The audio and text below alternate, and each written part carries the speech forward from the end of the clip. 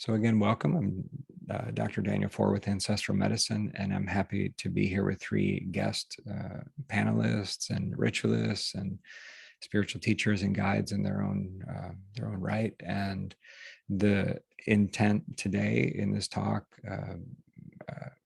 on ritual and cultivating practices and rituals over a lifetime is to explore some themes related to human development, related to how can we have traditions that are responsive to life, to the ways that we're changing over the course of a life, that can tend to rites of passage, and how do we keep it dynamic and keep it alive and keep it interesting, especially after we've been involved for a minute and we're changing and all that's unfolding.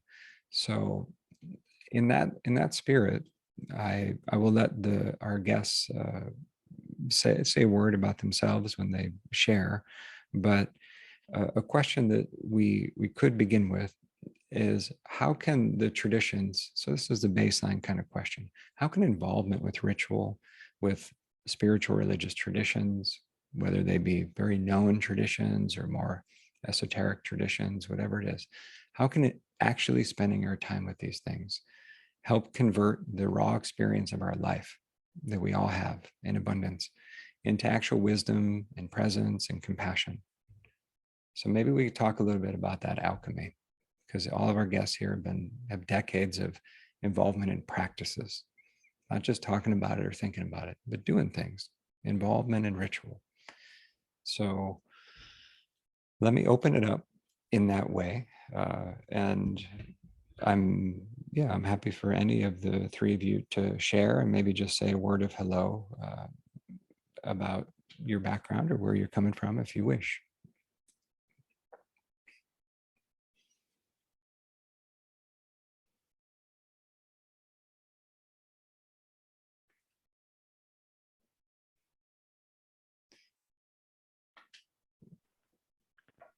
I think we're all kind of wanting to respect each other's presence. For sure.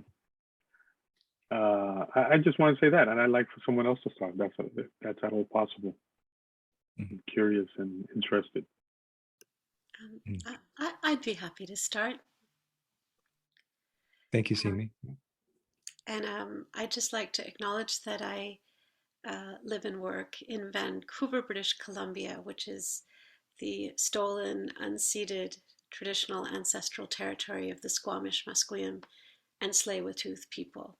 And I strive in all I do to be in solidarity with their aspirations for autonomy and integrity and nation-to-nation relationships. So it's such a vast question, and I'm going to begin. Well, let me say a few things about myself. I guess my bio's here. I come from North Indian Muslim parents, and my family have been Sufis and also scholars, pretty much as far back as we can trace, over 1,000 years. And I seem to have inherited that lineage. The scholarship showed up early in me, and I think took me a while to recognize that the spirituality that I held actually was related to a long tradition of Sufism in my family, because that didn't so easily survive the journey from South Asia to North America. Those elements, the Sufi and the spiritual and the mystical elements, tend to get flattened out of what becomes a kind of Sunday school Islam. It's not taught to us explicitly, and it's certainly not in the air and in the milieu the way it is, say, for my parents growing up in North India. It was all around them. It was assumed. It was the air they breathed. So that didn't transfer very well. It didn't transfer into Sunday school textbooks and workbooks. And I witnessed it in my parents. It was present in my parents. It was in me, and I didn't know how to name it. So although I come from a Muslim family, I really had to discover Sufi life and ritual and community as a young adult. And I've been immersed in it since I was about 18. But in thinking about this question, I've been a mother for 20 years. I had my children 10 years apart. So uh, I've spent so much of the last part of my life trying to be pregnant, being pregnant, um, having babies, losing babies. I had 4 sons that I miscarried, and raising babies. And so it was really important for me to find presence in and ritual presence in the everyday domestic life that I was living, and to be honest, that I'm still living. Um, I feel often that I'm spending so much time doing laundry and dishes and cleaning and cooking and driving children to school. And the books that I want to write aren't getting written. And although I'm a Sufi teacher, am I sitting in my meditation as much as I would like to? So often, actually, my leadership, my spiritual time is when I'm called upon to lead. And then I'll do it because I'm leading someone else, I'm helping someone else, I'm guiding someone else.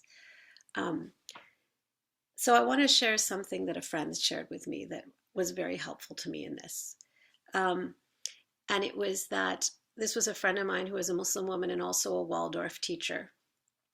And she talked about how when she goes into her Waldorf classroom in the morning, um, she would bring little tea towels and she had an ironing board set up. And she said she would slowly be ironing as the children would come in and settle and do whatever they were, engage in their quiet, solitary activities before they began as a group. She would be ironing. And as she was ironing, she'd be doing a dhikr. She'd have some mantra that she'd be reciting quietly, just on her breath to herself. And she spoke about the impact that this rhythmic movement aligned with her conscious intent. And she also said that, there's a janitor who comes in at night and he cleans the whole place. But at some point during the day, I'll turn on the vacuum cleaner and she would vacuum the carpet. You know how the carpet, when you can vacuum it, it could have those perfect rows, those lines. And she just talked about the kind of alignment that she felt, like her students, like all their spine just sort of fell into alignment. Their chakras, or in Sufism we say the lata'if, the subtle centers, all she could feel this transformation in them. Um, and and and that, I think, is was so valuable to me, to really think that in the small acts, in the small domestic acts, in these moments of just creating order, rather than having the resentment of, like, I should have published 6 books by now, but I've only got these articles, or whatever it is, to say, like, what is the atmosphere that I'm creating? What is the ambiance that I'm creating for these beings who are in my care, and for myself, because I'm in my care as well. Um, so I just want to offer that. And I think this relates very much to whatever the paths are that we choose and are constantly choosing, and that is, our relationship to our tradition, or many of us are interspiritual beings. I would consider myself to be a profoundly interspiritual being, um, drawing a lot of spiritual sustenance from many traditions I've been engaged in. Um, these simple daily practices, you can integrate the mantra, the meditation, the philosophical concepts, the mandala that come from any tradition into this daily life that we are all living. But very often women are living it in particular gendered embodied ways that can make us feel that we don't have the space to be living that kind of spiritual life that we would like to be living. So I'll offer that just as a starting point.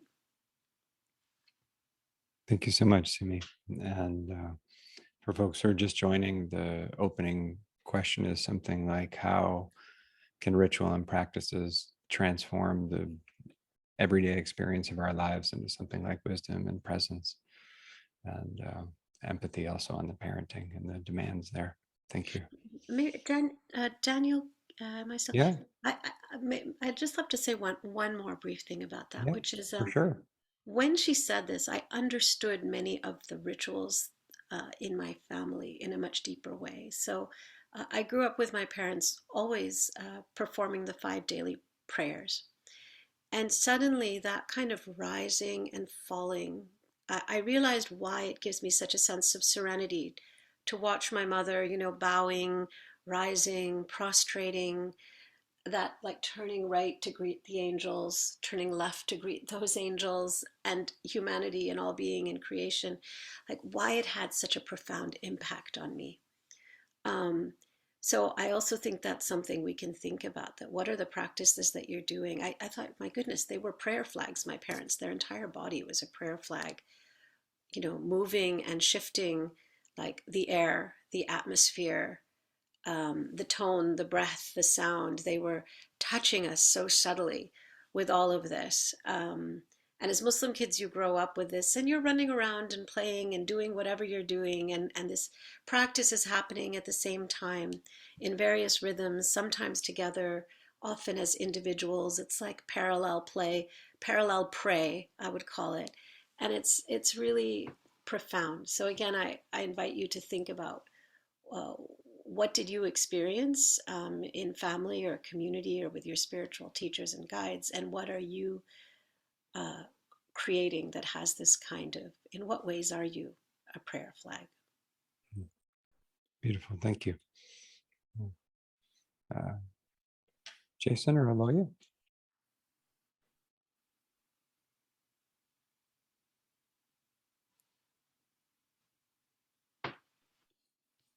Okay, well, I guess I'll jump in.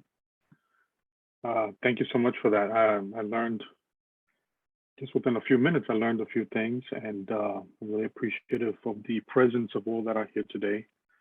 Um, and this topic has been uh, really come to the forefront recently within our tradition.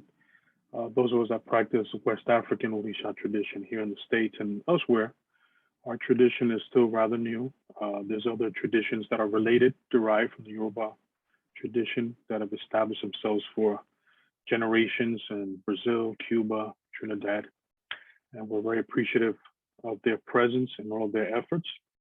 But as a new community, we're growing, we're expanding quite a bit. We've experienced challenges related to all of the rituals that we perform as rites of passage. We believe in our tradition that the spirit is on a journey. So pretty much everything that we do is about marking those times within our personal journey as individuals and even as communities. We believe that each step of the way, divination performs illumination, enlightens us and guides us as to our next steps, as well as reestablishing connection to both family, community, as well as the ancestors and the deities. Briefly about myself, I am from New York originally. My family is from Puerto Rico, which is an island in the Caribbean. And I've been going to Nigeria for over 2 decades now. I'm a priest within various orders of the Yoruba spiritual tradition. Some people prefer to call it Isheshe, other people West African Orisha or Yoruba traditional religion. So I speak Spanish, I speak English, I also speak Yoruba as well as Portuguese. And going back and forth to Nigeria was has been a personal journey for me. Being raised in New York City, Puerto Rican parents, I was discovering other elements of my heritage, of my culture. And I found that the Yoruba traditional religion or spiritual tradition, Orisha, if you will, as well as other traditions, I felt more connected in the sense of empowerment, of personal empowerment. And I think people that are in places where they don't feel as if their presence has much value, I think this tradition helps us to understand that we can be powerful beings in a quiet sense, and or and to be able to empower ourselves and those that we have around us with ritual, with establishing good relationships and developing ourselves as individuals. So within Yoruba culture, we have a series of rites of passage. When one is born, we have what's called Esentaye, which is the first divination that's performed for the child. And that helps to understand the connection that child has to specific deities, as well as what types of life paths would be most optimal for that child. And there's a ritual sacrifice and prayer that's performed in order to ensure the success of that being here on earth, as well as their longevity, so they don't perish prematurely. And as the child starts to grow, they also embark on maybe a vocation. They may be trained to be a priest or priestess, or maybe a woodcarver or blacksmith or any other vocation. So there's a process of training and development there.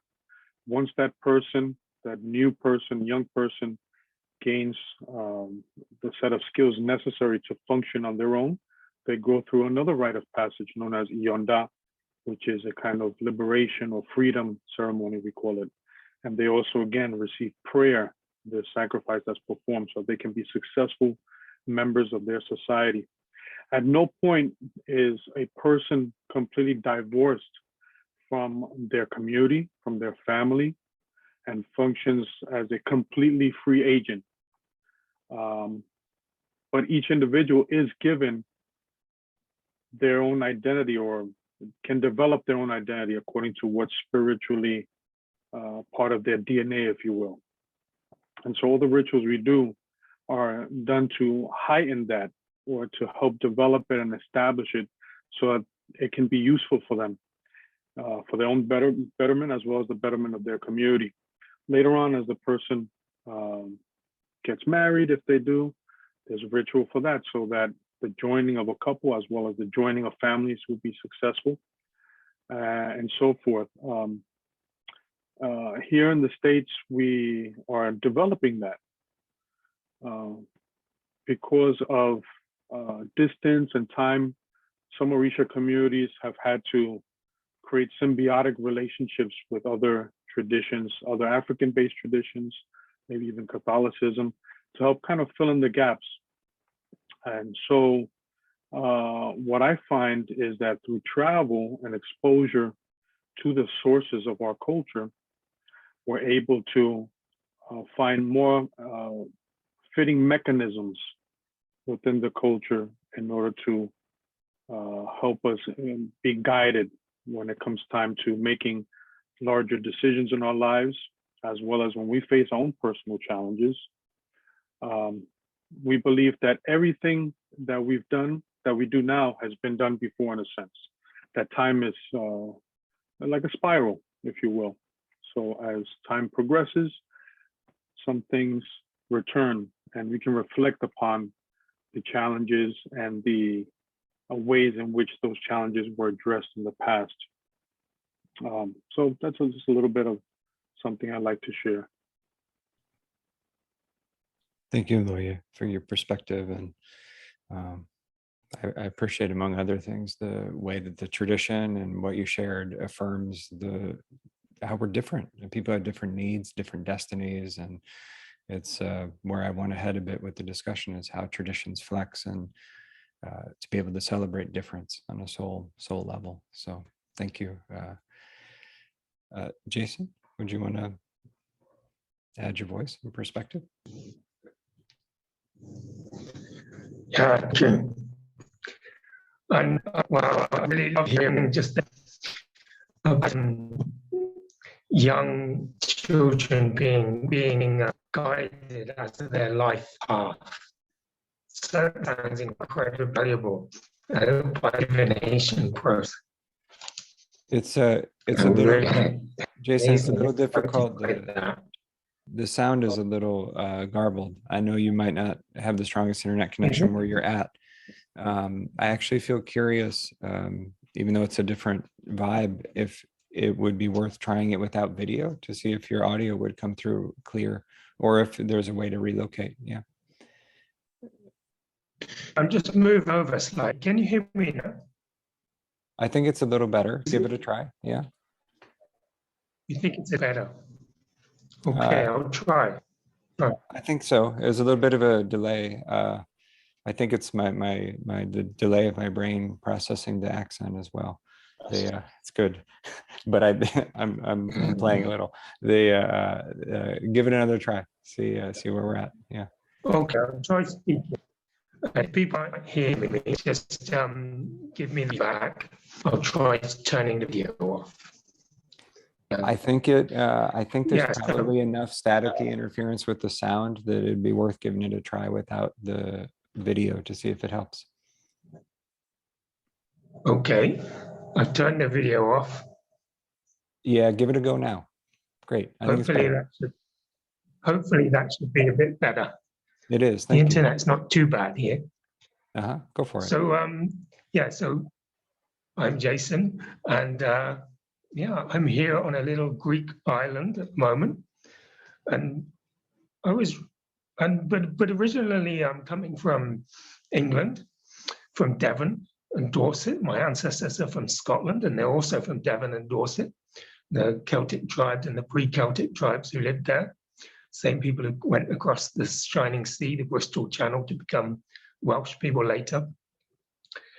And my life has really been about refinding those ancient traditions and rediscovering them, because of course, it's a country where people have been experiencing a lot of disconnection from the earth and from community. And so I've really been on a path of rediscovering, refinding those earth-based traditions of my ancestors. And for many, many years, I was there on the land. I would go out onto the land every day and listen to the land and be with wood mice and be with, owls and otters and things like that. And also trying to find the people who are doing the same thing. I was very rooted in that place. But then later I discovered that if I was invited by the gods and myth beings and people from another place, I could go there too. That was an interesting discovery. So I went to various places, but at the moment I'm in Greece, and I'm trying to learn about the initiation practices there, the Dionysian initiations and theurgic initiations and things like that are happening on this little island, which is called Patmos. It's famous because John of Patmos had a vision of the apocalypse, which is famously part of the Christian tradition. He had that vision on a hill that was sacred to Artemis and the bear originally, before he kind of arrived there. And that's where I'm living now. So I think this, with regard to this question of how to translate the raw experience into life, into wisdom, the raw experience of life into wisdom, that most people I know have vast amounts of raw experience of life, and they're not lacking it in any way, even if they've had even if they claim to have a boring life or whatever, they probably don't have a huge amount. So what seems to be needed is bringing community, bringing the richness of community, but not just community, but also elders into presence, to be able to translate that raw experience into something very valuable. I'd say the presence of the land, the myth beings of the land, elders, and community. And those things that have almost become, they're kind of difficult to find sometimes in industrialized countries like England and Wales, Greece, even though it's a tiny little island I'm living on. But we kind of managed to find them. Here we managed to start up a community kitchen, a community garden, and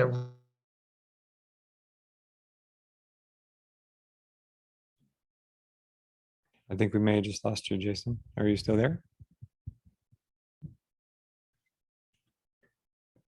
Take just a moment. You were speaking about a community kitchen or garden. Are you still there? yeah. Okay, go ahead. Please continue. Yeah.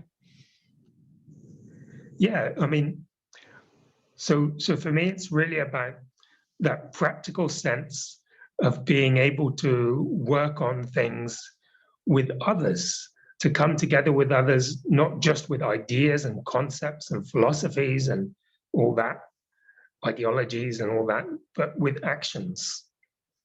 Actions to regenerate the earth, actions to make food, actions to help refugees, and things like that.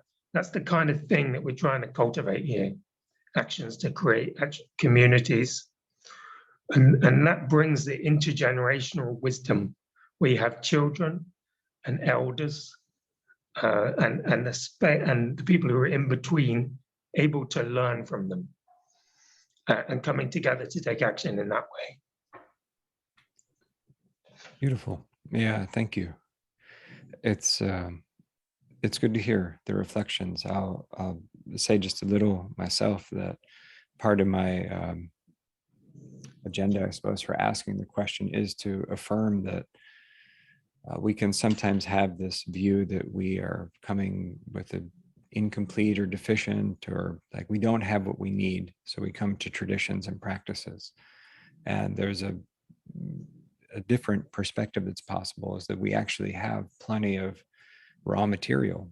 We're just not sure how to work with it, or how to ignite it, or how to convert it, how to actually iron the clothes and sweep the floor and get the kids out the door in a way that's holy, as opposed to overwhelming and dense only. And so there's something about that for me, at least in a teacher role, encourages a student to come, and of course we're all students, but a student to come to traditions, practices, a teacher with a real sense of self-esteem and a sense of valuing of your own life experience, which makes for better learning. It's like, okay, I have the raw material. I just need a bit of support in knowing how to transform it. And sometimes I think just asking that question of how do I see the particular specific magic of my life as it is, and know how to find what's sacred in what already is, that it's a reframe that can be helpful. And the actual practice of it can look 1,000 ways. But yeah, thanks. Where I want to spiral in more from here is,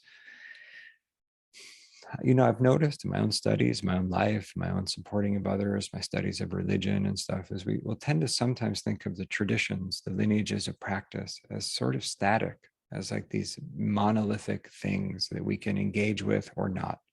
And it's not like that, for one, because the tradition will present in one way, and then maybe you go through a big transformative process or some period of growth, and then you're like, yeah, I reject that tradition now. And the tradition's like, oh, well, are you saying I'm not able to hang with you through this next phase of growth? Like you can reject what you were seeing of me, but you don't actually see the fullness of me.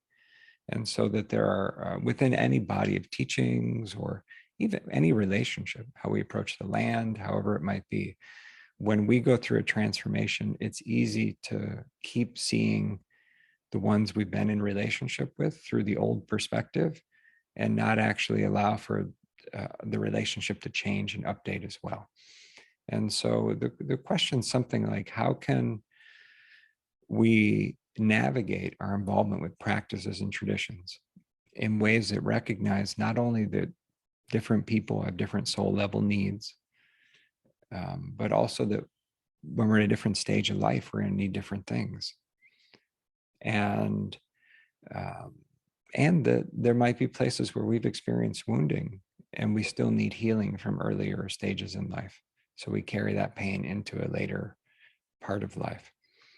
So I'd be interested, it's a big topic, of course, but I'd be interested in what any of you would want to share from your lived experience about navigating these big changes while staying connected to practices, while staying connected to traditions, and what the wisdom traditions you're connected with would want to, might have to say about this.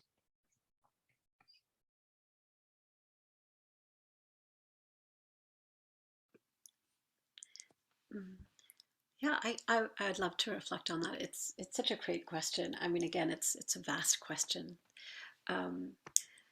but I think it depends. First of all, I just like to think like how do you, what are the metaphors that you use, or the similes to think about your tradition or traditions? And I think one thing about studying Islam academically was really realizing that there's not an Islam, there are Islams, that Islam itself means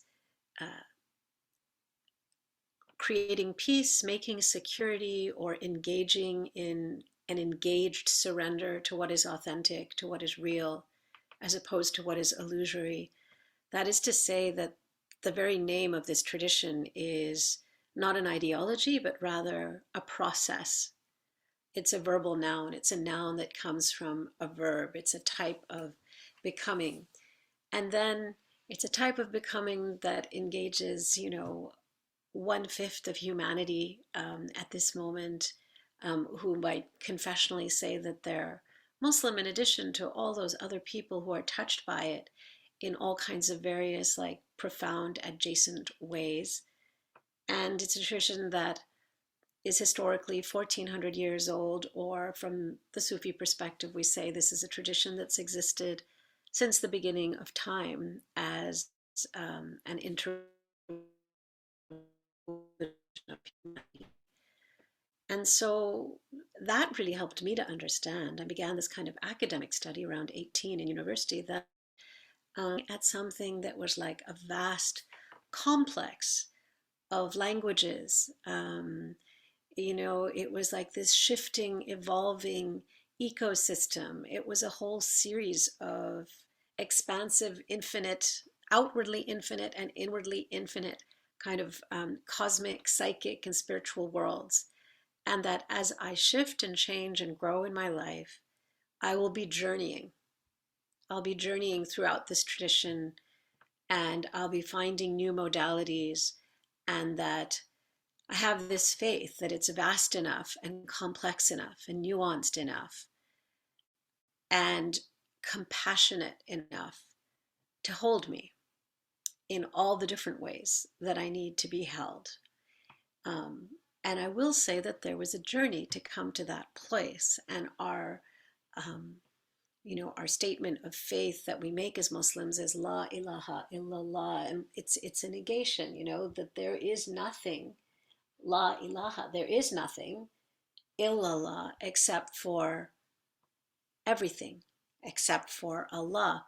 And I feel that throughout life, and ideally in every breath, I should be experiencing that negation, like really experiencing that negation, so that I can arise at a new understanding. This is the perspective of the great Andalusian Sufi mystic Ibn Arabi, that we are to be Ibn al-Waqt. We should each be a child of our moment, and with every in-breathe, out-breath, we should release some kind of static notion we have of the divine, of the holy, of our traditions, and of ourselves. And in each in-breath, be open to that new tajalli, that new manifestation, and that dynamism. He says the only moments that you've actually lived in your life are the moments where you have released something and received something. So if I think about an interesting moment for me, there's so many. But one thing that I would say is that I was raised. I was a very nerdy academic kind of child. I was also creative. I was a singer, and I loved acting and theater and art. But but I was very brainy, and I lived very, very, very much in my mind. And and then and I loved everything that was refined and delicate and subtle. My mother comes from a very courtly kind of background, so she always loved refinement in all things, and sort of taught me that. And then I began to look for, a Sufi teacher, and I was looking. I went to many gatherings. I tried, it didn't happen really, and then I decided, I guess I'm just meant to be an academic. And around the same time, I was wanting to get pregnant, and I actually went. I have a friend who is a master of African drumming, and his wife teaches African dance. And they had me go and co-lead a workshop they were giving. And a friend of theirs was giving he was offering free Chinese medicine kind of sessions in Chinese medicine to people participating in this workshop. So I went to him, I said, I really want to get pregnant, and it doesn't seem to be happening. And I understand Chinese medicine is 80% gynecology. Maybe you can help me. And he put me on this table, like in the middle of this beautiful forest on an island in British Columbia. The trees were all around. There were eagles overhead. And he did this like long, subtle, just beautiful session with me. And then he said, well, you are like kind of classic for a woman have you been in school? I said, oh, all my life. I've been in school since I was 0 till now. I've never. And he said, you have all this chi. You have so much strong energy, but it's all in your heart and it's all in your mind. It's not reaching your limbs.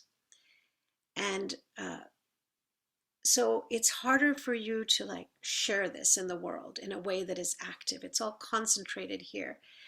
And then he did some acupuncture and some moxibustion, and my hands, which had been cold my entire life, my hands had been cold, started burning. They were burning. So that was about 25 years ago, and if you feel my hands today, they're warm still from that one time. I've just helped your chi to flow out to your limbs, because your limbs are where action happens. And not long after that, I actually met my Sufi teacher in my Sufi community. And this community is very connected. It's Turkish, and it's very connected to, it marries the kinds of traditions of Islam with this profound lineage of Central Asian shamanism that long preceded the arrival of Islam. And in our tradition, we use, these big drums, and there's this like deep respect for the skin and the wood and the iron of the metal rings. We kiss the drum, we touch the drum to our forehead in the same way that I grew up touching the Quran to my forehead. It's the same gesture. And there's this deep, like the breathing practices, especially, if you've got 100 people in a zikr in a circle doing these breathing practices, there's immense vitality. I mean, we jump up and down in the zikr, and there's spinning and dancing, and it's also the tradition where people in ceremony used to actually pierce themselves with skewers, and then pull the skewers out. And so in my particular lineage, we have a teacher somewhere down the line who said, okay, we're still going to do the piercing, but it's inner, it's spiritual. We're not doing it with physical skewers. So it's this like very vibrant, passionate, embodied, wild, shamanic, tradition. But I was utterly drawn. And it wasn't that drew me. It was the teacher. I just felt something with this teacher that was so powerful. And partly it was that he never told me what to do. He was always just holding a mirror to my own inner wisdom.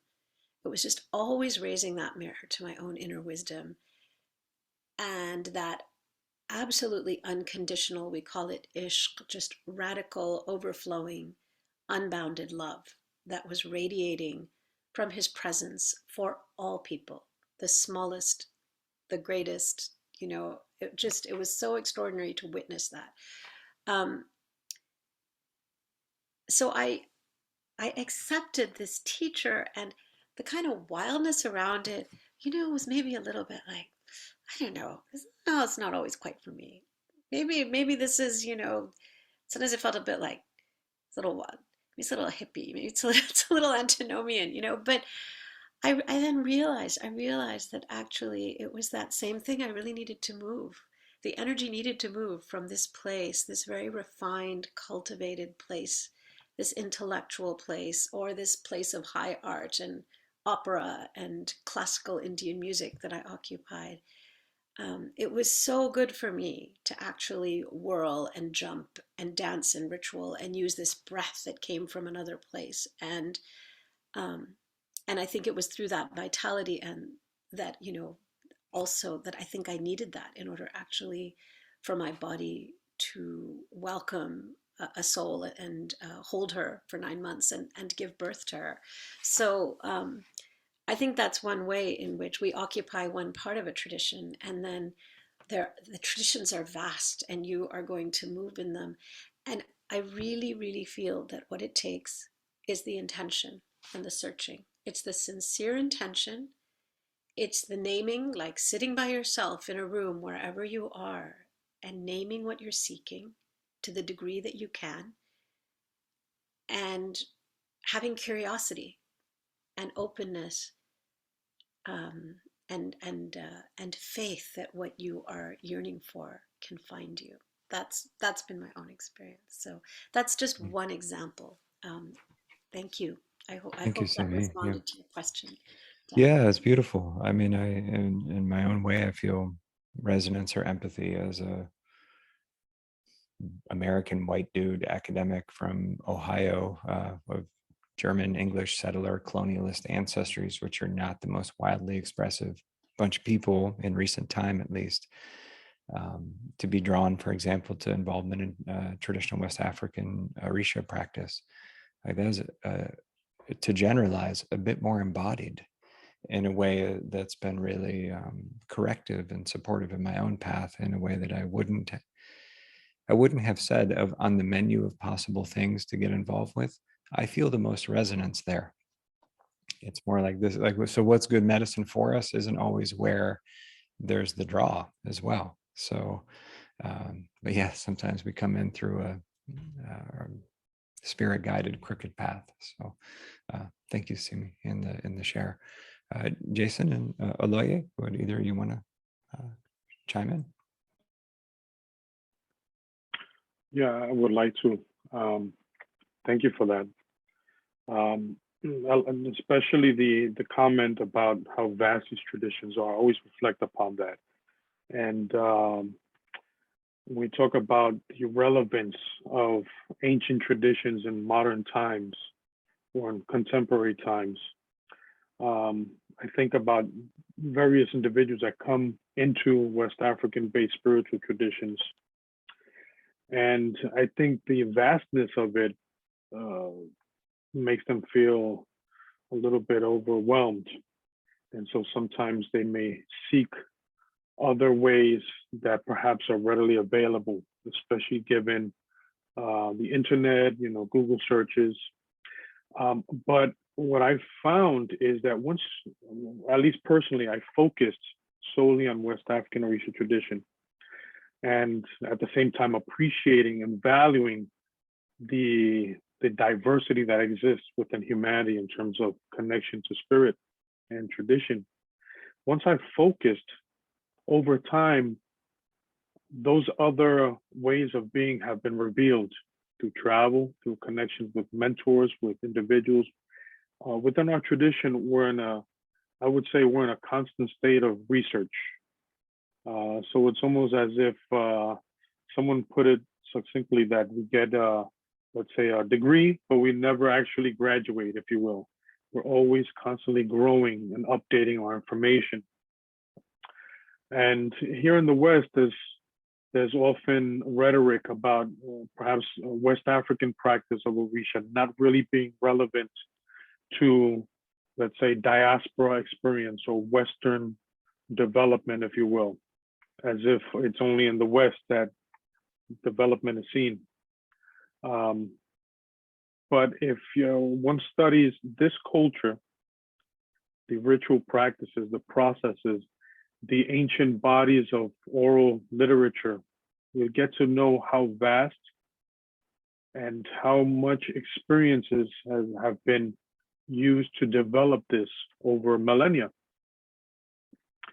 So we have, bodies of knowledge such as Ifa, which is an oral sacred body of knowledge. We have the parallel system of Eringilogun, which is also sacred body of knowledge and part of the divination system. We have other forms of divination. We even have trance or possession or manifestation of the deities within the body.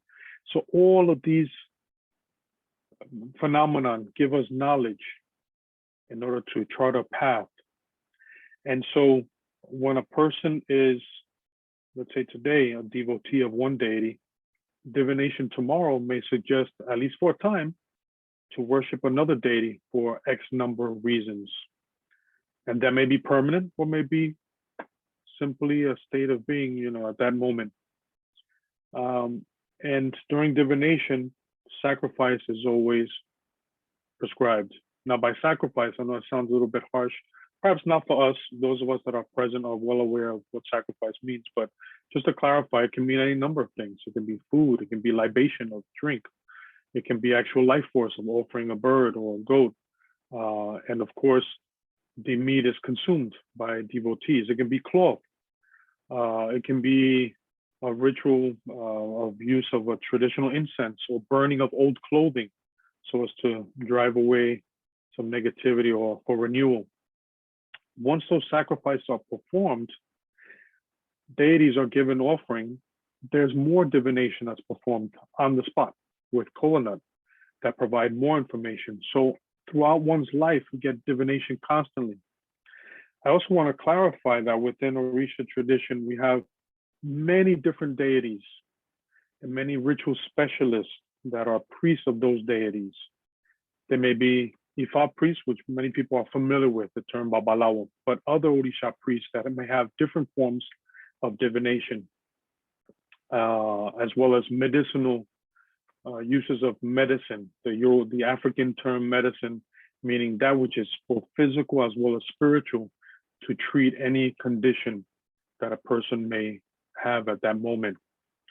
So constant research, constant divination, and engaging other members of our community, as well as members of the broader regions in which the Yoruba people live, helps us to find information and put to use that which is relevant for now. And that's just within the tradition. But because our culture, which should not be divorced from spirituality, some people like to say, well, you have to know the difference between religion and culture. This is especially true in Nigeria, where there's competing faiths and people try to maintain a sense of identity, while some others are trying to adopt an identity that's not so conducive towards ancient traditions. Our culture is always about learning, about rebirth, reestablishing, growth, even change. And there's always a way in which something can be done if something else is not available. So just as a proverb we use in Yoruba culture, we say, "Tiko basi adan, amafo besebo," which means if the larger fruit bat is not available, we use the smaller bat for ritual process or sacrifice. That is already an inherent part of our tradition, this idea of growth, of innovation, so long as it doesn't, compromise the essence. There's always something to be found that will be similar enough. And this can go so far as, let's say, a practitioner of Orisha traveling to, say, Japan or India and finding out about the deities of those cultures. The term the Yoruba people use is Orisha, which is the term for deity. So if someone is not engaged in the language, the person may think that the Yoruba individual is referring to the deities of another culture as if they're deities of Yoruba land. That's not the case. We just have an understanding that the divine is just so vast. And so we acknowledge the traditions, the deities of other traditions, even if we don't engage them in devotion, but we acknowledge that their presence is part of a larger mosaic. And we're thankful for that little bit that we're allowed to learn in this lifetime. And then that's within the cultural realm, spiritual realm. Nowadays, we see young people throughout the world that practice Orisha engaged on the internet, using cutting edge technology for, let's say, promoting classes, festivals that are coming up. And so people are really engaged, technologically as well. My prayer and hope and encouragement is that people that involve themselves in this tradition, and as well as others, that they focus, because if these traditions are old enough, just as Baba Wale, Dr. Daniel have said, they provide everything that a person needs, as well as what a community needs. Within our tradition, we have elders that come together to discuss current issues. Right now, there's an issue where one of our sacred bodies of water in Yoruba land has come to the forefront in terms of pollution. Apparently, there's been some illegal mining that's been going on for gold or other minerals. And while there's a lack of, or how do you say, there's developing infrastructure in Nigeria, that's not where it should be. And we pray that it develops quicker. One of our bodies of water has been contaminated. And so now elders have come together and found ways, as well as with young people, to engage the broader community to see how to advocate for our body of water, which is sacred to us, which is connected to one of our most important deities, Oshun, Ori and Iwa. And so within the tradition, we have all that is needed, all the information, and we engage others because we're not islands of knowledge, but we have the experience of generations, of centuries behind us within our own tradition to engage. And that which tantalizes the senses. We have dance, we have music, we have art, different types of art, sacred murals for shrines, carving, all sorts. So those are just a few of the calories I wanted to drop there. Thank you, Oloye. I'm struck in your share about the, of course, the centrality of divination in the traditions and how it's a constant personalizing of one's contact with the sacred. And then the prescriptions that inevitably follow from that, as Jason was sharing, are require community to be carried out. And so the actual enacting of ritual practices to address the specific conditions of your life where you're at require the witnessing not only of human community and others to help with the ritual work, but the other than humans, the deities, the land, to be present. And so in that way, the centrality of divination is affirming the interconnectedness and the need for things to stay personalized. And I've always appreciated about my involvement in Yoruba ways that, unlike, or to a degree that I haven't found in any other tradition, it's very pragmatic. There are very mystical elements, but there's also a formula, a special soap or powder or ritual or prescription for most any kind of situation you might encounter. And to see that as very holy and very practical. And like, okay, you're doing a lot of memorization of things, whether it's for university or priest training. Here's a special formula to support memorization. Like, oh, great, how helpful. And just the last thing that occurred to me while you were sharing is, I believe it's from Irosa Natea, Ifa verse of someone throwing their ikinifa in the river, that there's this abandoning of the connection with the tradition, like I'm out. And then sometime later, they're opening a fish to clean it to eat. And they're keen. The palm nuts, sacred palm nuts, are there, and so they've been returned at just the right moment. It's like, hey, like you might reconsider that your view of what this system is was limited by the viewer and what you were seeing, and that there's another whole chapter or permutation or layer of depth in the relationship that you're being invited into. So yeah, just appreciating what you're bringing in. Jason, I'd be into hearing whatever you might want to add as well.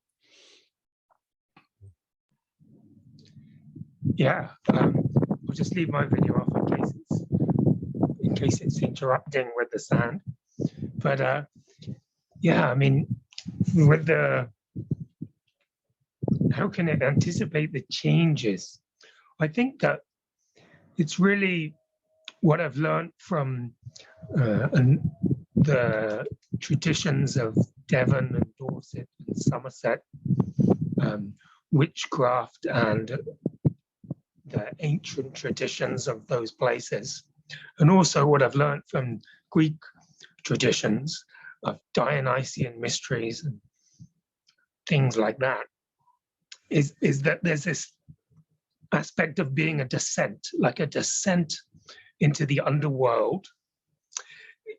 And in the Celtic traditions, sometimes that's the fairy world, so this thing called the fairy world is something you find in children's stories these days, but really these beings are the ancestors, including all the way from ancestors that aren't really very healed yet, to ancestors which are kind of justified ancestors, or vast ancestors which are like gods. So there's something about this thing of being a descent to the roots of the tree of life, to the Elysium world. The Elysium world is where Dionysian initiates go, and it's not the same place as the place where souls go if they kind of go into the underworld with Hades and that kind of stuff and just live as shades. Rather, it's this place which is a banquet of the blessed, a very beautiful place. So one could say one becomes an immortal whilst alive. And the good thing I think about this descent into the ancestral realm, the myth being realm, the plant, animal, mineral realm, is that it escapes from something that's very prevalent in kind of consensus reality culture, which is an obsession with the future. There's this huge in consensus reality kind of culture in the countries I was brought up in, at least. There's this huge, enormous future which looms over everything, and it's either a very hopeful, unrealistically hopeful techno-utopian future, or it's a terrible apocalypse which we're all going to get destroyed. It's an absolute sense. It's absolutely this or absolutely that. Often when those absolutes pop up, you can see that it's caused by perhaps caused by a traumatic experience in someone's life or in their ancestors' life, well, by which has caused them to perceive in very absolute terms rather than deep and complicated, complex, interrelational, interanimistic, bioregional terms. So yeah, so instead of going forward into the future, because into this kind of big apocalypse that's looming over everything like a big mountain, we can go back into the ancient past, not just the ancient past, but the pre-original past, where people were doing ecological restoration, where they were maybe they were hunter-gatherers, or maybe they were forest gardeners or something like that. I'm finding that very, very rich and useful, because it seems that really what's happening in the present is flowering from there. It's flowering from the roots. It's not flowering from the from the branches. You know, we can't just be a branch. It comes up from the life comes up from the roots, and the solutions that people are wanting at this time: ecological solutions, sustainability solutions, conflict resolution, reduction of nuclear proliferation, threat of artificial intelligences, and all these kind of stuff.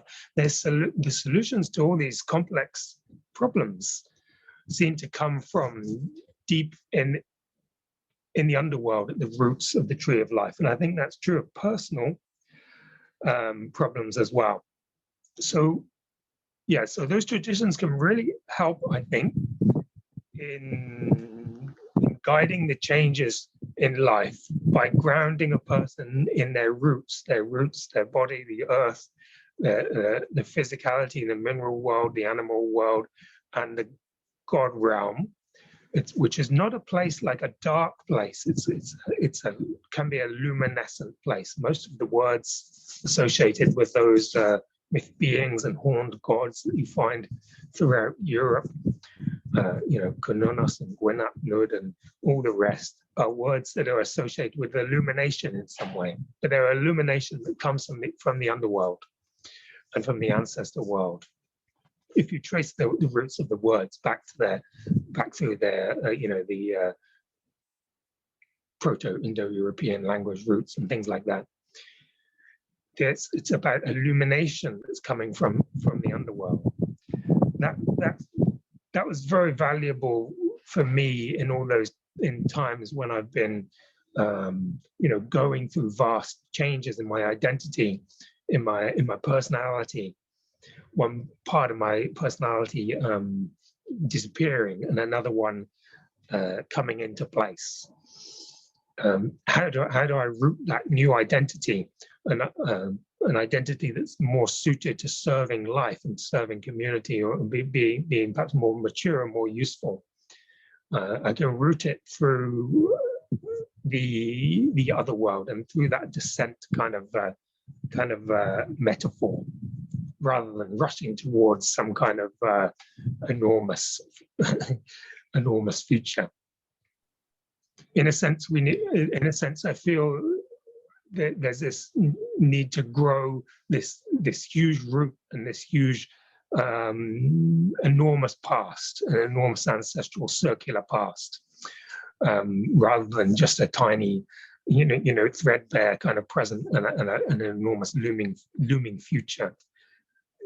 It's what we're trying to do here, I think, with the eco communities and ritual on the land is grow these enormous roots into the land, into the ancestral realm, into the myth being realm, that support people in their development, in their maturity, and their becoming useful, and then changing their kind of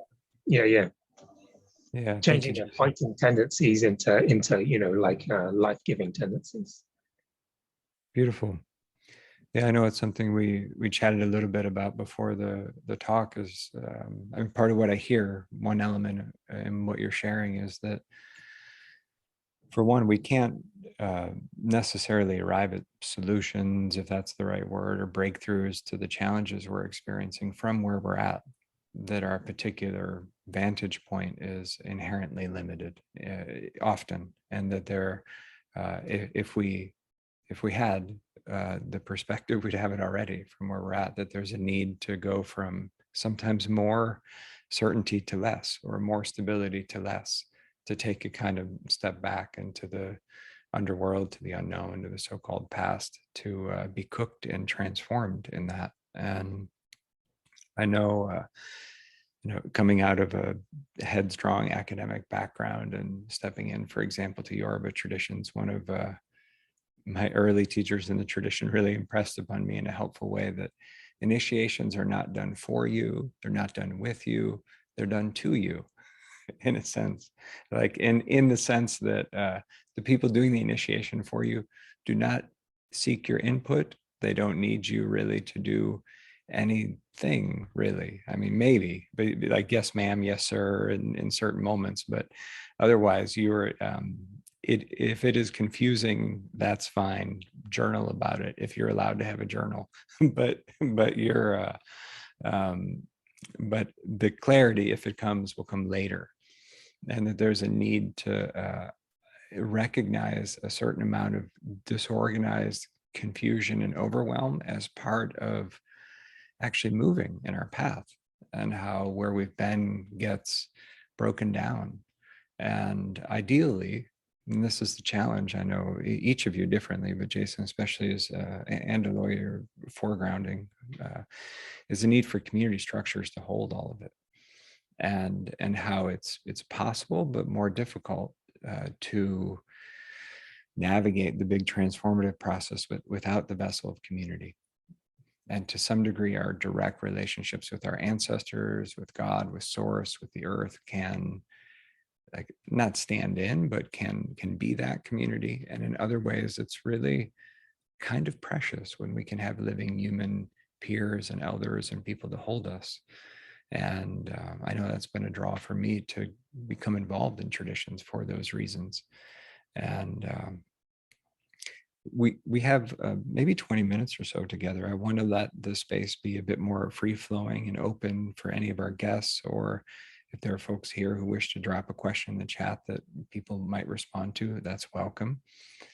I know that I'll say that in the conversation today and in the course that, you know, is open, is a focus of a lot of my energy now around initiations, a life of ritual. The exciting thing for me around that has been recognizing just how much of, for one, how certain core ritual skills are really kick in and are needed at certain stages of life. Like being a parent of two young girls, seeing how the ability to cry and whine and complain and just like get big with your energy is an essential fundamental life skill at that early stage. And if we don't master it later in life, we won't be able to ask for what we need, and we won't get it most of the time. That there's a need to actually cry out, and whether it becomes an elaborate invocation later in life, it's the same skill.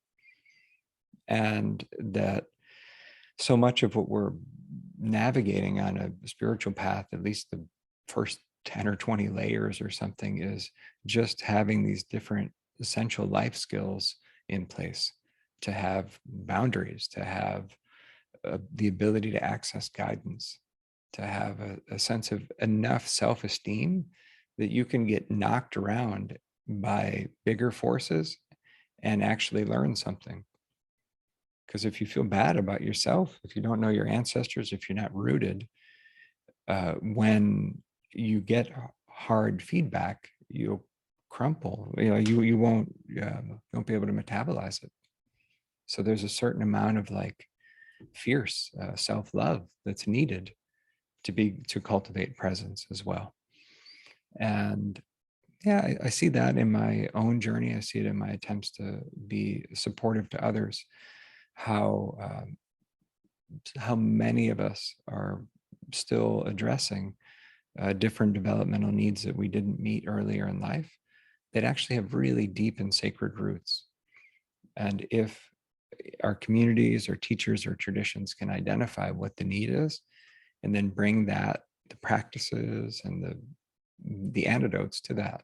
As Oloye, you're saying, like, maybe you work with this deity for a period of time because you're working on that kind of thing. Even though that's not your main life theme, you get assigned to that bit of work for a while. So that personalizing of what we need in the moment to actually move along. That is something I've always sought out and I haven't always found in traditions. And I see a lot of folks longing for that. And I believe it is possible to have that, and to have psychologically grounded teachers and mentors in community. So that's the affirmative vision here. And so let me leave it at that personally for a moment, to make space for our guests or those present. If you have something from the heart that you want to add that feels alive here, let's make a space for it.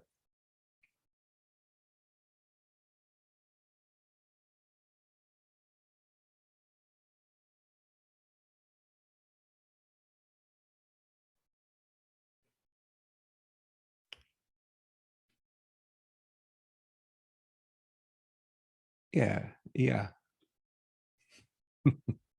Bawani, you got to unmute. I couldn't resist. Thank you very much, Seemi and Oloye Aikulola. It's not so much question. I'm excited on many levels. My people come from Oyo, Awe, Iseyin, Ogbomoso. So in that respect, anytime I see anything that reminds me of them, my heart is full. I think one of the things that like three things that I wanted to mention and ask maybe if you could speak to, if you have knowledge about that, or you could explain a bit about it. And one is Ori, which is a very powerful word that is used in the tradition. My understanding is the essence of who you are, your head, and everything comes from there. But I just wondered, if you had more information about the significance of it. And the other word was Iwakwele, which I've heard a lot, grew up hearing a lot about, which is something to do with, well, I have an understanding of it, but I just wondered, if you had more information about the significance of it. And the third one, I've forgotten now. So Thank you. Yeah. Well, Oloye, would you feel moved to respond? Yeah. Okay. Yeah. I don't know if you're in the States, where in the States you are, but I'm in the UK. Okay, UK level. Okay. So thank you for those questions. Ori is at the center of our tradition.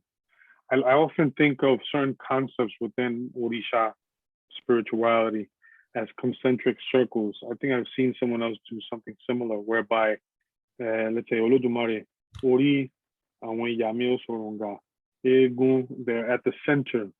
Egbe, Ere, Aragbo, Alaragbo. So Ori, some people like to refer to it as the creator within you. Ori is an Orisha, but not in the strict sense of the term.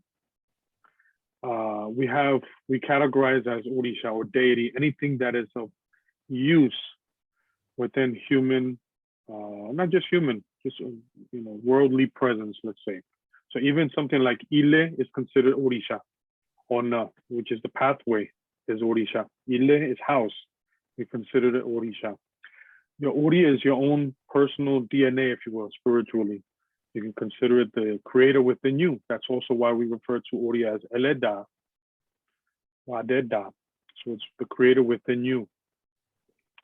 But it's not Orisha in the strict sense because it's not a being that is separate, that maybe was sent and came down in primordial times to establish the world, etc. But it is the most important part of your being. It has your own individual self, your own identity.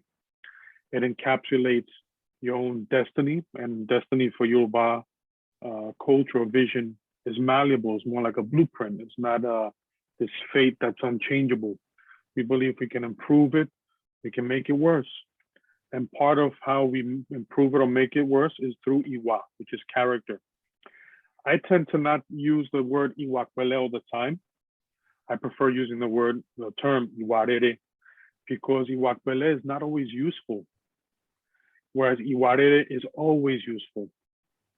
It is a state of being that is present or relevant to the situation.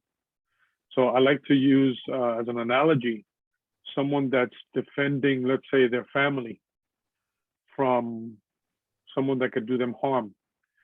At that time, Iwakwele is not really useful, but Iwarere is, because the person is present, thinking about what is the best thing to do in this current state. And it also acknowledges that we as human beings, we have duality within us. So there's no way to avoid the fact that there's positive, negative, cool, there's warm, and that is all within us as well. And there's moments where the hot will be more necessary and appropriate, at other times where cool is really what's appropriate for that moment. So I hope that kind of answers some questions. Thank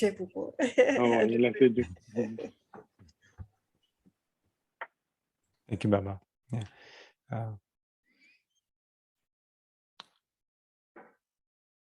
Making a space again, Seemi and Jason, and also Kip, I saw you had a hand up.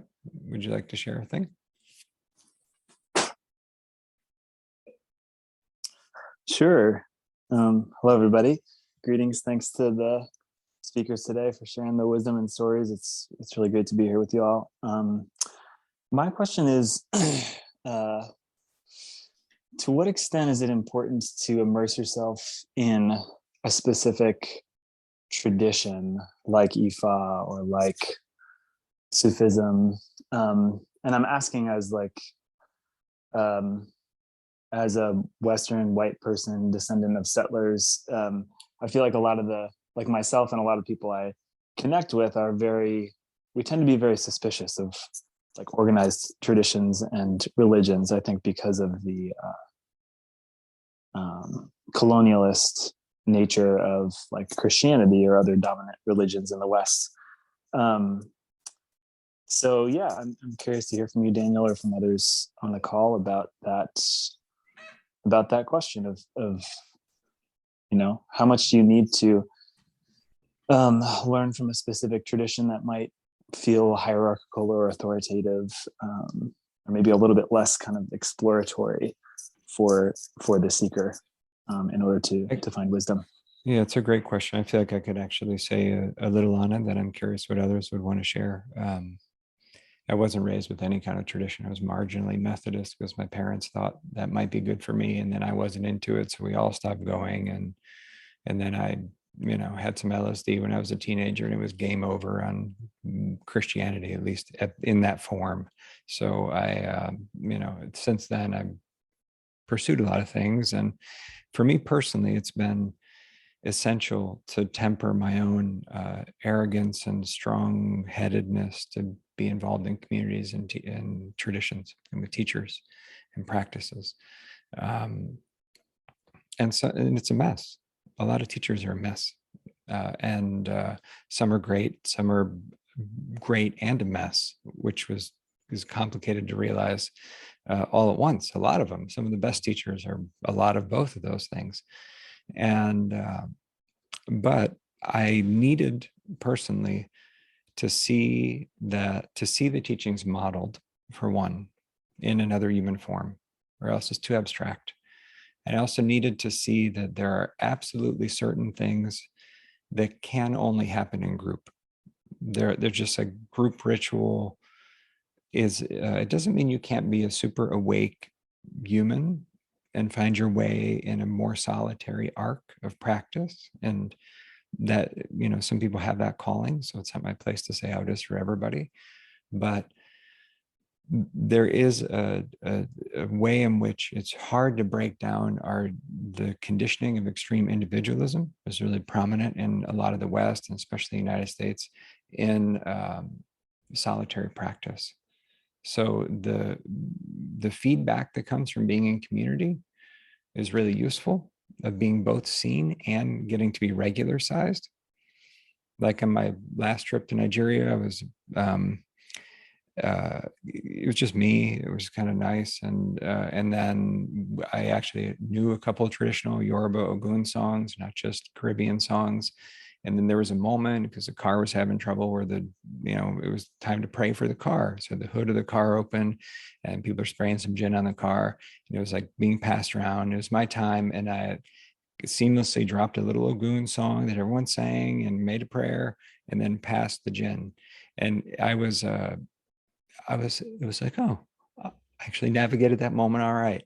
And having just a moment to be regular sized, like, of course, we're offering some gin to the spirit of metal and vehicles and everything, is very healing to just belong in a regular way. And it's not across the board, it's in moments where you have okay, this is applied animism. Yeah, it's great to have certain views, but the car needs something. Come pray. Do you have a song? Yeah. And so the possibility of getting checked appropriately, and from that belonging, and also learning from the real masterful people at ritual tech tend to be embedded in traditions. And so to get at that kind of learning and presence, you need to get involved.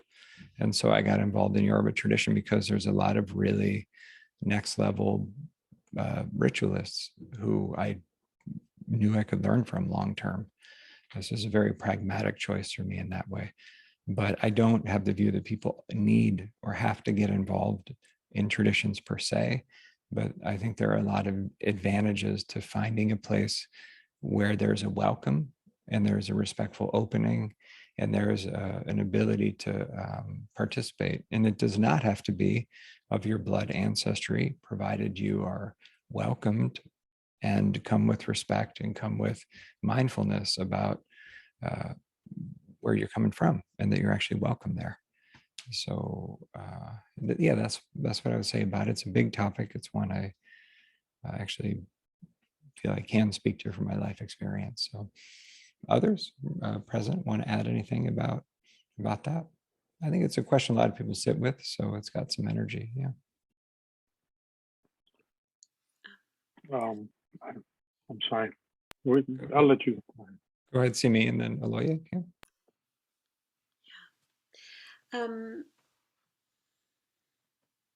You know, it's in Sufism we have kind of two kinds of initiation, and one is where you take initiation with someone who's physical and who's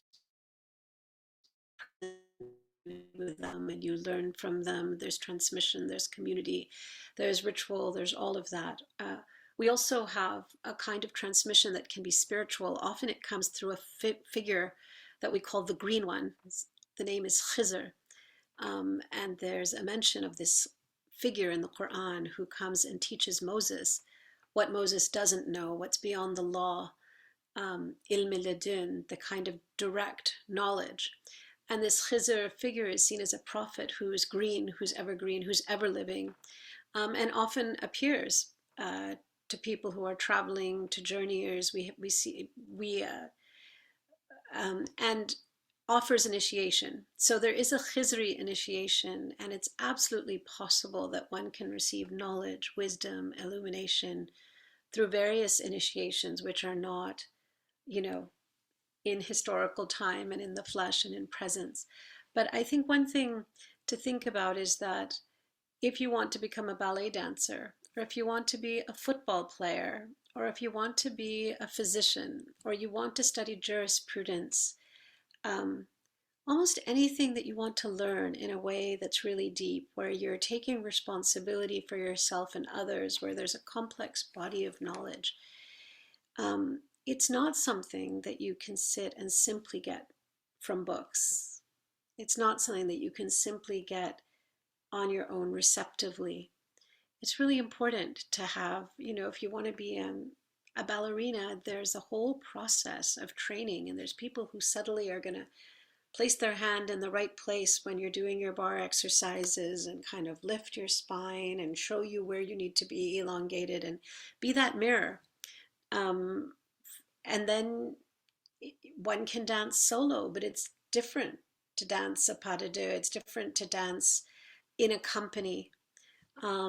You can be a violinist, but you have a different experience performing in a quartet or a quintet or an orchestra. You can be a writer, which is one of the most solitary things we know, but I know most of my friends who are writers, they're also applying for grants for workshops, they go to conferences, they have colleagues, they have writing circles. and they're reading other people and conversing with other people. And so I think that the spiritual path is very similar. There is a kind of progress that we're able to make. There's things that we can only receive in conversation, in community, and in Sufism, the entire process is a mirroring. All of creation is a mirror of the divine, and all of creation is mirroring one another. And so in this mirror that we hold up to one another, as we're doing today, we are able to have access to a different kind of wisdom and insight and safety. Practically, there are many Sufi practices that you wouldn't do, like, can you recite divine names, these 99 names that have power as mantras? Absolutely. You could be drawn to one and feel it has healing power for you. But in certain combinations and for certain length and in certain depth, they are like medicines, and it is wiser to take them under the guidance, the help of somebody who has been along the path and who has the wisdom, so that whatever experiences you have, whether it's serenity or disturbance or a dream or an awakening, there's someone there to share, interpret, and guide you. So I think that there's immense value, and it's also very important to be wise and to be aware of all the possibilities for charlatanism and abuse. And so I think that would be my response. But I also think it's very important to say, like, I am engaged in multiple communities. I have that primary initiation I spoke about. I have another Sufi initiation, a secondary initiation, in a lineage which actually has all that subtlety and refinement and intellectualism that I spoke about, that I've received from my mother and that I'm also drawn to. And the two balance each other beautifully. I've been singing Western classical sacred music all my life. And that is a really important practice for me. Singing Bach motets, that entire Monteverdi, all of this, particularly the same, important to me. I've studied Jewish mysticism. There are many, coming from India, Vedic traditions, Vedantic traditions are really an important part of my self-understanding. So I'm not saying that one needs to be limited, but I think it's really important to dive deep in a couple of places. Thank you. Thank you, Seemi. I think, Oloye, you wanted to chime in, and then I'll also make a space for any final words from Jason as well. I just want to say that both of your comments really resonated with me. That there isn't much more to add. These traditions are also about development as individuals. So there's no way to do that if you're by yourself. You need someone to be there to say, way to go. And other times, you could do it a little bit differently. And as someone that cares about you, maybe let's look at that. And yes, these are about bodies of knowledge that are ancient. And you can't learn them from books necessarily. You have to learn them from other carriers of knowledge that have also gone through their own process. So yeah, although I understand the sentiment of being suspicious of organized religion, but at the same time, any tradition that has large enough practitioners, we're social beings. So it's about finding your place, a group of people that resonate with you.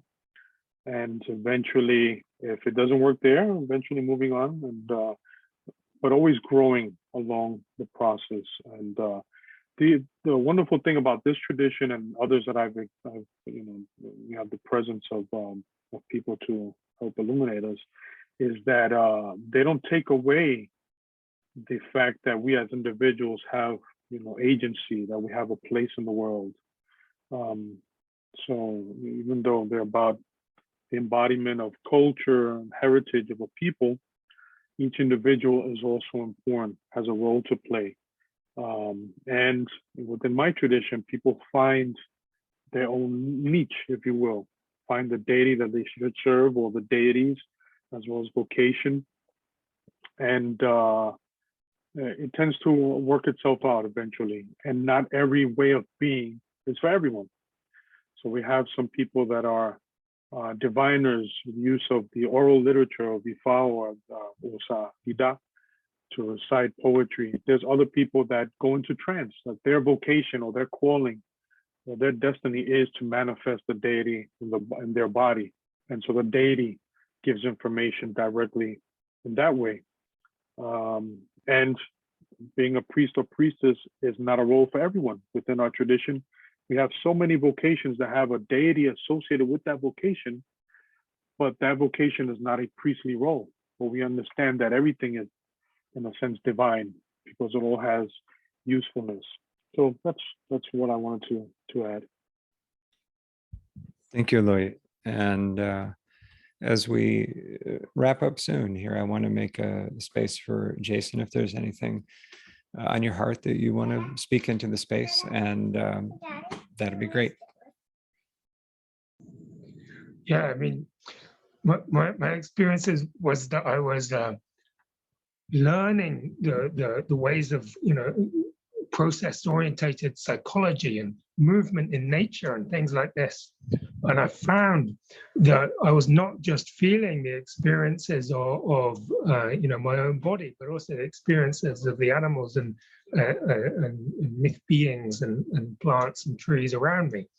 So I decided that I ought to, develop that body of work, and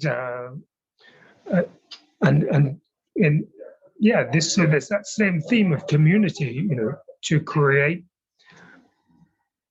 I came from a place where there wasn't much community originally where I grew up, but there's this need to repair the universe. So at this time, we're trying to repair culture. So at this time, I'm trying to create networks of interconnected eco-villages. And I think the community that one can find it with, a very traditional spiritual path, which I've studied I did that for about 20 years, but also, in the realms of modern therapy and things like that, you can also find the community in there. And, in being more eclectic as well, being really grounded in one or two paths, there are many crossovers between paths. That's possible as long as you're grounded for a long enough in community, in a held space where one's getting feedback, and and with the earth. So in a sense, I think it's a case of, do you choose a traditional religion or do you choose something not so traditional? The important thing is just putting in the hours and having the reflection of community, whatever path it's going down.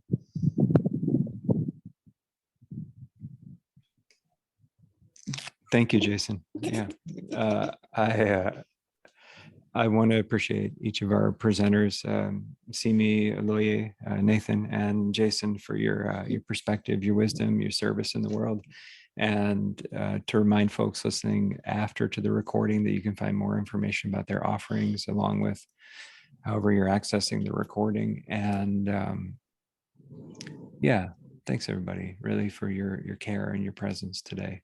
It's good just to have a space to speak of a lot of the navigations we're each in our own way. And so keep up the great work, and thanks so much. And just a final reminder and a plug, really, that in addition to the courses that are open through Ancestral Medicine right now, that there's also a directory of practitioners, 50 or so far. Dame un momento hablar con estas personas, mi amor. And more in training to guide ancestral healing work. And that it's not that those practitioners will have the answers for you, but it's an option to invite the support of somebody to connect with your own ancestors, to access the guidance of your own people even more strongly than you have to date. So in that way, may your own ancestors be a support on you navigating whatever is before you. And yeah, thanks everybody. ¿Hay algo que necesitas decir? Okay. Good. Good. I appreciate you all. And hope to stay in connection. Thanks, everybody. Thank you all as well.